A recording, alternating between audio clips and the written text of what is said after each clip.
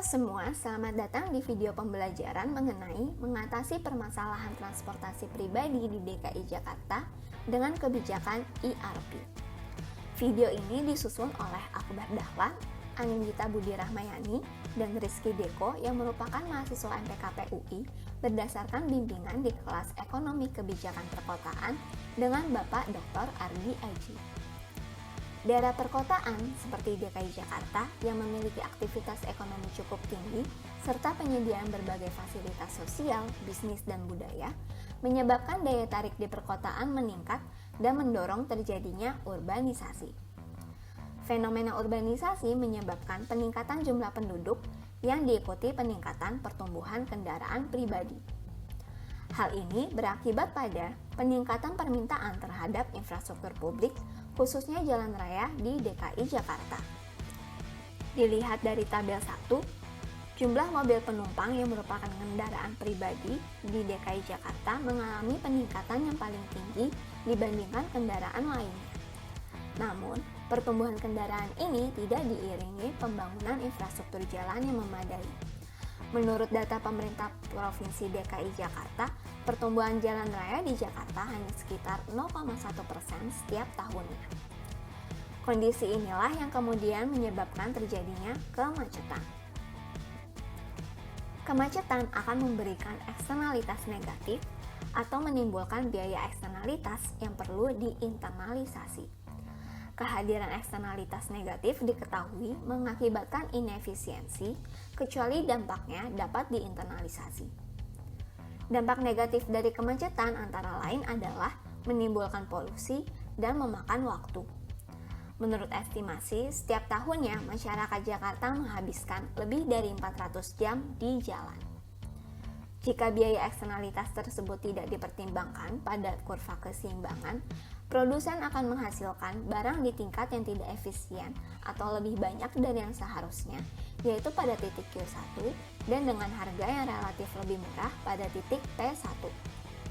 Dengan demikian, kondisi efisien terjadi pada titik di mana kurva penawaran atau MSC1 berpotongan dengan kurva permintaan yang sudah memasukkan komponen biaya eksternalitas di mana harga seharusnya didorong agar meningkat ke tingkat P-star dan jumlah produksi turun menjadi Q-star. Salah satu cara agar kurva penawaran bergeser ke atas atau mengurangi kerugian dari inefisiensi adalah dengan merubah perilaku masyarakat. Internalisasi biaya eksternal dengan mengubah perilaku masyarakat dapat dilakukan melalui pengenaan pajak dan kemudian meningkatkan kesejahteraan masyarakat atau biasa disebut PIGO-tax. Pemerintah DKI Jakarta telah melakukan beberapa kebijakan untuk mengatasi kemacetan di Jakarta. Pada tahun 1992 diberlakukan kebijakan 3-in-1 untuk mengurangi kemacetan di pagi hari. Pada tahun 2003, waktu pemberlakuan diperpanjang untuk sore hari. Seiring berjalannya program, muncul permasalahan joki sebagai penumpang gelap kendaraan agar memenuhi kapasitas minimal yaitu 3 penumpang. Joki akan berdiri di pinggir jalan dekat titik akses 3-in-1 dan memberikan tambahan penumpang dengan imbalan sebesar 15.000. Maraknya permasalahan ini menyebabkan kebijakan 3-in-1 diberhentikan pada Mei 2016. Setelah pencabutan kebijakan, traffic delay di Jakarta semakin parah. Peningkatan lalu lintas tersebut disebabkan oleh peningkatan jumlah mobil karena orang berhenti menggunakan bus atau menghentikan carpooling. Kebijakan 3-in-1 digantikan dengan kebijakan ganjil genap. Pada bulan Juli hingga Agustus 2016, pemerintah melakukan uji coba penerapan skema ganjil genap. Pemerintah pun mulai melakukan implementasi kebijakan tersebut pada 30 Agustus 2016 di 5 ruas jalan. Dengan ganjil genap, joki menghilang. Namun, skema ganjil genap diberlakukan secara manual, mirip seperti prosedur penegakan 3-in-1. Studi menemukan bahwa penegakan semacam ini tidak praktis dan membutuhkan banyak sumber daya manusia.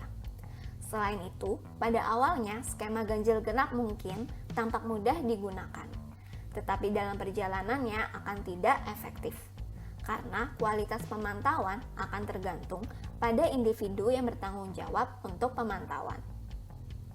Sehingga ganjil genap belum seutuhnya berhasil mengatasi permasalahan kemacetan yang terlebih disebabkan oleh transportasi pribadi di DKI Jakarta.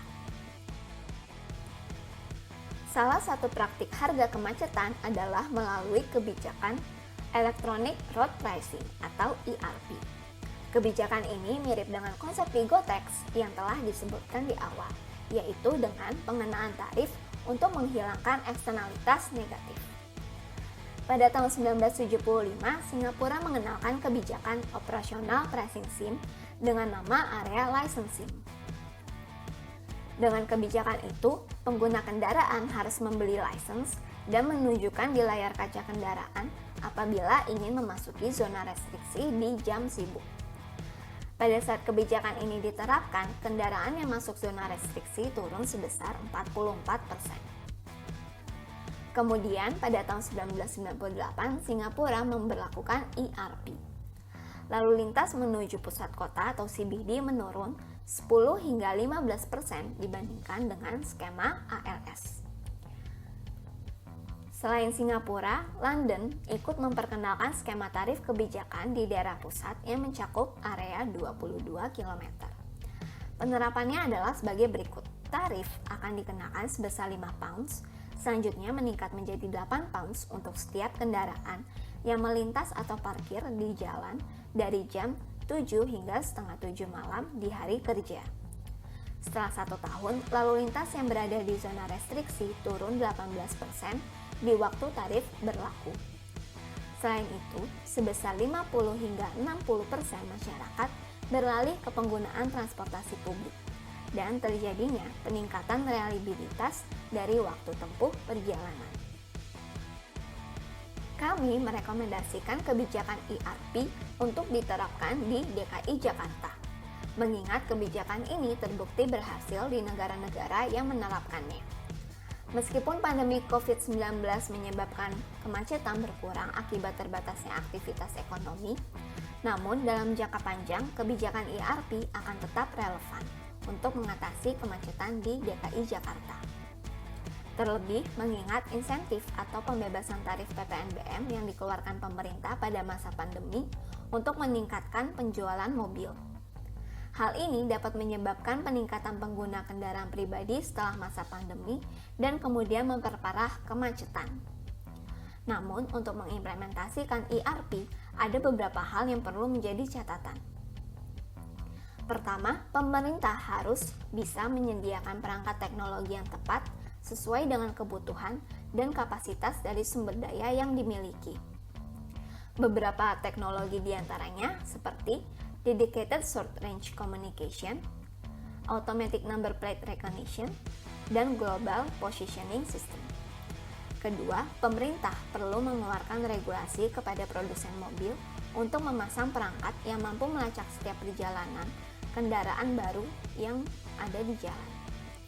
Ketiga, pemerintah harus menunjukkan komitmennya dalam mengimplementasikan kebijakan ERP dengan menyiapkan skema anggaran yang jelas dan terukur. Keempat adalah memperkuat political will. Keberhasilan penerapan ERP di London tidak kemudian membuat kota-kota besar di Britania Raya lainnya berhasil dalam menerapkan ERP. Hal ini karena proses politik yang dijalankan di London dalam mengimplementasikan kebijakan ERP ini tidak umum.